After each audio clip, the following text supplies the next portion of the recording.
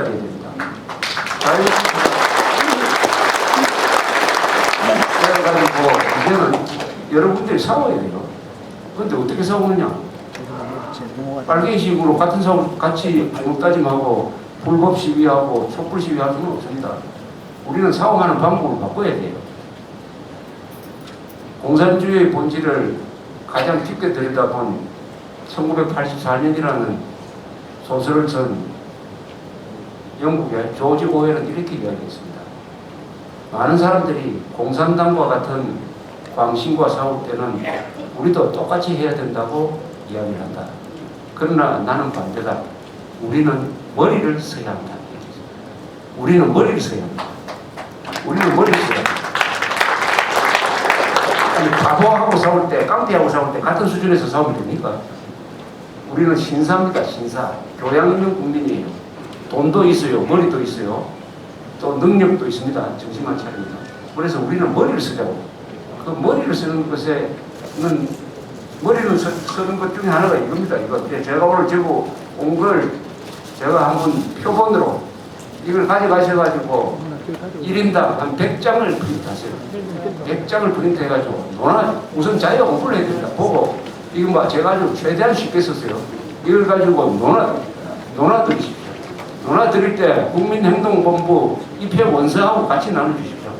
논하주시면서 설명하고 논쟁도 하고 타이르기도 하고 이렇게 하면서 여러분 옆에 있는 분들 그리고 우리끼리가 아니라 이제는 우리끼리 또 중요합니다. 우리끼리 우선 공부를 하고 단계를 해야 되니까 우리끼리를 바탕으로 해가지고 다른 사람과 만나서 이걸 진실의 무기로 쓰십시오. 진실의 무기로 한번 써보십시오. 이런 게 많아요. 그러려면 인터넷을 하셔야 됩니다. 인터넷에 들어가서 좋은 글을 조갑제닷컴에 들어오면 좋은 글이 많아요. 부산저축은행의 사건에 대해서도 어떤 언론에 들어가 있는 글보다 더 재미있고 희한한 정보가 많으니까 그런 걸 프린트해가지고 돌리면서 동시에 국민행동 입회 원서 나눠주고 하면은 얼마나 좋습니까? 일거양득 아닙니까? 그런 식으로 우리가 일종의 선전원이 되어야 됩니다. 첫째, 제일 중요한 것이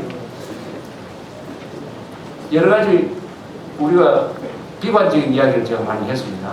그러나 장기적으로 낙관해야 돼요.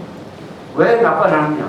자유민주주의 체제가 있는데 아무리 종북들이 조직이 잘 돼 있고 영리한다 하더라도 거짓말 세력이라는 것은 숨길 수가 없어요.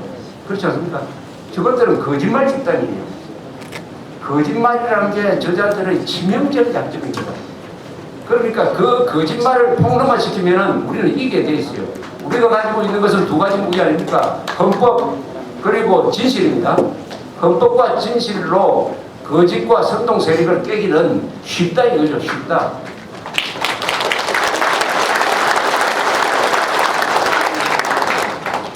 그렇게 하기 위해서는 이제 우리가 외연을 넓혀가야 되겠다. 외연을 넓혀가야 되겠다. 그것은 국민행동본부에서 앞으로 그런 많은 대안을 내주실 것이라고 기대도 합니다. 왜 이렇게 해야 되느냐 하면 한나라당이 바로 그 선전 문구대로 한나라당이 썩은 새끼줄과 같아가지고 이 새끼줄을 잡고 인수봉에 오를 수가 없다는 겁니다. 그럼 인수봉에 올랐다가 중간에서 떨어졌다면 떨어질 수밖에 없죠. 최소한 보조자의를 갖고 있어야 된다. 보조자의. 국민행동 2012라는 것이 조직화되면 이게 보조자의 역할을 할 것이다. 역할을 할 것이다. 이렇게 생각합니다.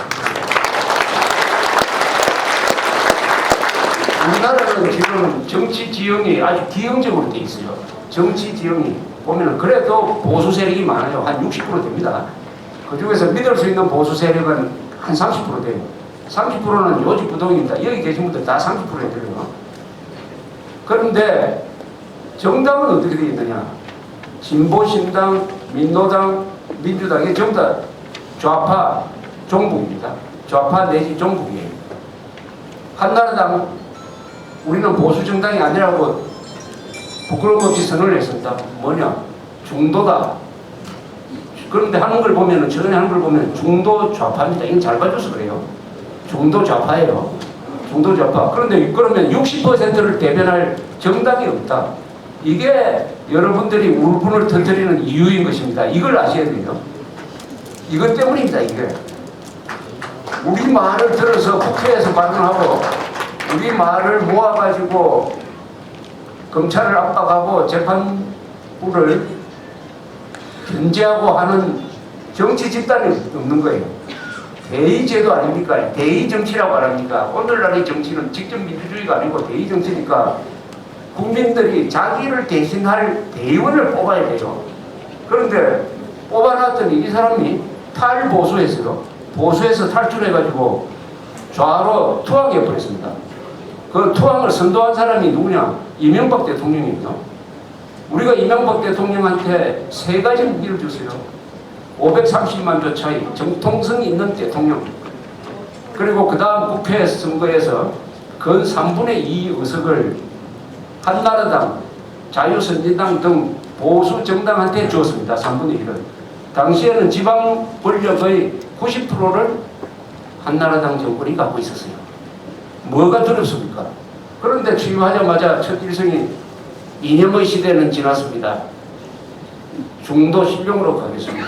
이거는 이념이 왜 중요하냐 하면은 바로 이념 전쟁이 일어나고 있는 거니까 지금 여기 모인 분들이 이 현장이 이념 전쟁의 전장터입니다. 이념 전선입니다. 이게 지금 이념 전선에서 서울이 주로 이념 전선의 한복판이에요.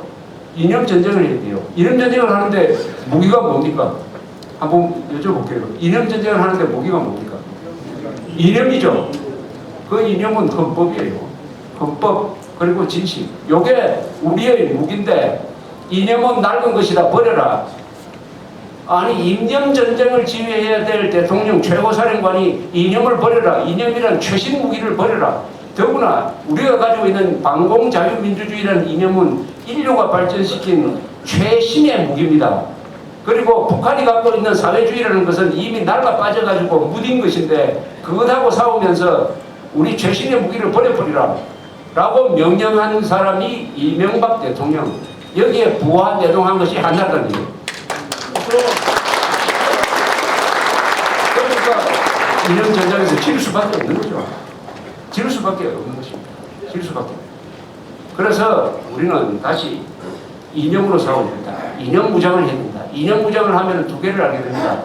적과 동지를 분명히 가를 수가 있어요.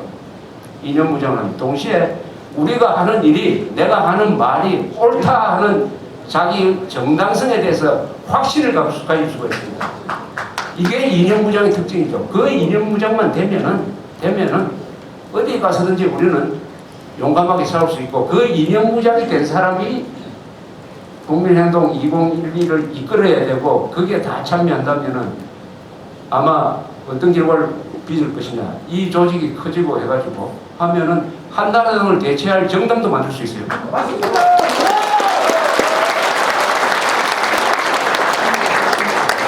지금 정당 이야기를 하는 것은 시기상조고 경금한 겁니다. 왜냐?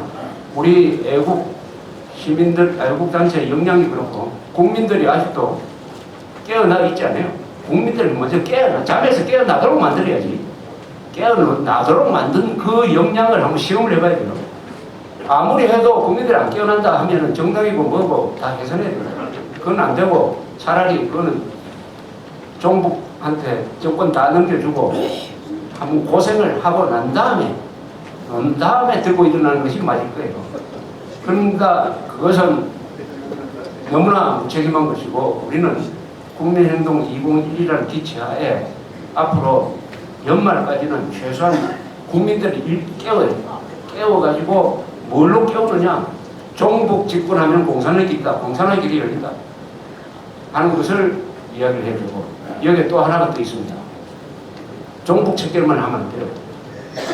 우리는 부패 척결을 같이 해야 됩니다. 부패 척결을 같이. 종북 척결하고 잘 생각할 수 있어요. 그러나 부패 척결을 하지 않으면 인류 국가를 만들 수가 없습니다. 또 누가 제일 부패하느냐? 종북 세력이 제일 부패합니다. 10년 동안 해먹었으니까 얼마나 부패하겠습니까? 그래도 보수층은 양심이 있습니다. 종북 세력은 양심이 없기 때문에 절대로 양심 가책을 느끼지 않는 자가 권력을 잡으면 반드시 부패합니다. 그것이 부산저축은행 사건 아닙니까? 그것이 부산저축은행 사건 아닙니까? 그래서 지난 금요일날 우리 국민행동본부가 비가 온다는 예상이 있었지만은 부산역 앞에 가가지고 부산 시민들을 위해서 부산저축은행의 진상에 대해서 보고를 했어요. 보고를 했습니다.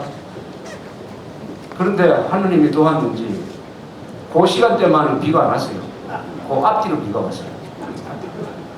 거기서 목이 터져라고 하고 그 어려운 금융 그걸 대중들을 쉽게 이야기를 했어요. 부산 사람들이 원래 그 아주 행동력 있는 부산 사람들이 왜 자기들이 당해놓고 가만히 있느냐.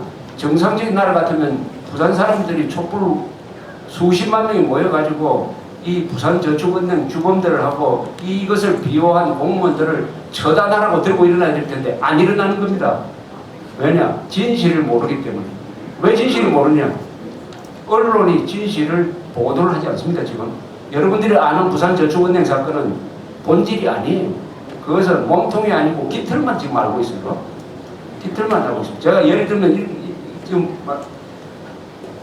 이게 본질이 아니니까 간단하게 한 1분 정도만 정리를 하면은 부산저축은행 사건이 금융부실 사건이라고 이해하면 큰 오해입니다. 이 사건은 광주 1고 출신 10여 명의 금융마피아들이 부산저축은행이라는 것을 경영권을 장악해가지고 범죄 집단으로 만든 겁니다.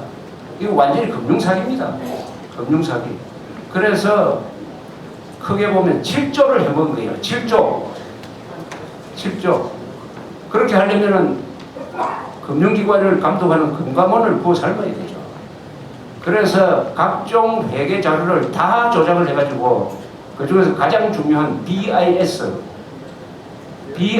비율이 8% 이상인 것처럼 조작을 했는데 이번에 문을 닫고 나서 실사를 했어요. 실사를 하니까 8% 5% 조합이 마이너스 54%였어요. 마이너스 54%. 이게 범죄입니다. 범죄. 8%가 5%더라 해도 이건 문제가 되는데 마이너스 54%. 자산 보유액 조사해보니까 마이너스 3조. 그런데 회계는 어떻게 되어 있느냐? 금감원에 보고한 거는 작년에 실제로는 9천억의 적자를 봤어요. 보고는 3,800억 흑자를 보고가 됐습니다. 이거 상상이 안 되죠. 3,800억 흑자로 만들어 놓고 배당금, 상여금을 그 광주일보 출신 경영자들이 받아갔는데 1인당 10매덕씩 받아갔습니다.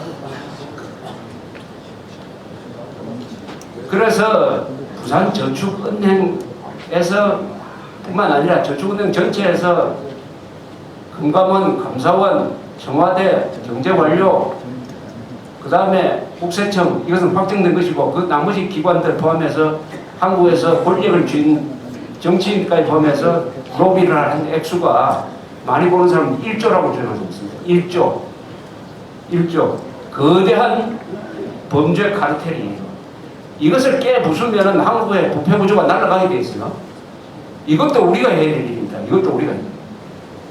부패 척결을 우리가 들고 나와야 됩니다. 보수층이 부패했다고 오해하는 사람들 많습니다.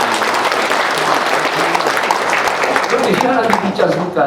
당군 이래 최대의 부정부패 사건인데 왜 이런 일만 되면 들고 일어나는 소위 시민단체가 왜 조용합니까? 자기 편이 곤란하게 되니까 조용한 거 아닙니까? 자기 편이. 국민행동본부, 조합대닷컴, 올린코리아, 뉴데일리 이런 몇 개가 이 문제를 부각시켜서 여기서 주도권을 잡았어요. 주도권을 잡았으니까 이걸 가지고 계속 우리는 성역 없이 수사해라. 그래가지고 한국의 부패 구조를 폭파시키자. 이렇게 나가는 것도 우리가 종북 척결의 한 방법이 아니라 가장 중요한 것이다. 그래서 요약을 하면은 국민행동 2012의 구호는 종북 척결 자유통일, 부패 척결 인류 국가가 되어야 된다고 생각합니다. 이상입니다. 감사합니다.